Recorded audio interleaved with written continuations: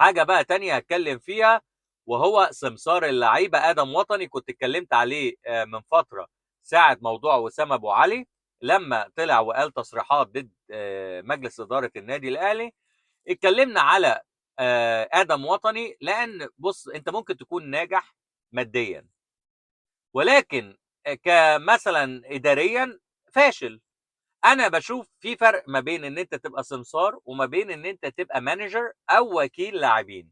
المانجر ده بيبقى او الايجنت ده بيبقى همه مستقبل اللاعب، فارق معاه مستقبل اللاعب، عايز مصلحة اللاعب. زي مثلا محمد صلاح والايجنت بتاعه رامي. يعني لو الايجنت بتاع محمد صلاح او محمد صلاح مش خايف عليه، كان ممكن من زمان مثلا وداه نادي تاني زي مثلا ريال مدريد، برشلونه، اي نادي، وكان خد فلوس، لان كان هيبقى في مصلحه الايجنت بتاعه لما يوديه نادي او يعمل له ترانسفير ان هو ياخد فلوس زياده. ولكن لما بيبقى عندك ايجنت او مانجر محترف ومحترم وفارق معاه مستقبله وعايز يخليك في مكانه تانية، فدايما قبل ما ياخد اي خطوه او قبل ما يتكلم بيبقى حاسبها وعارف هو بيقول ايه. فنرجع بقى لادم وطني اللي هو سمسار.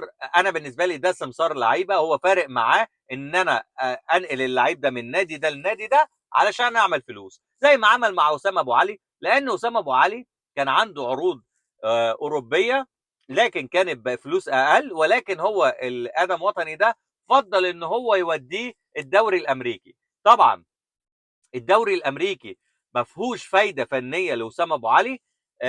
كان احسن له ان هو يروح الدوري او دوري من الدوريات الاوروبيه الكويسه، كان ساعتها هيفرق معاه في مستقبله.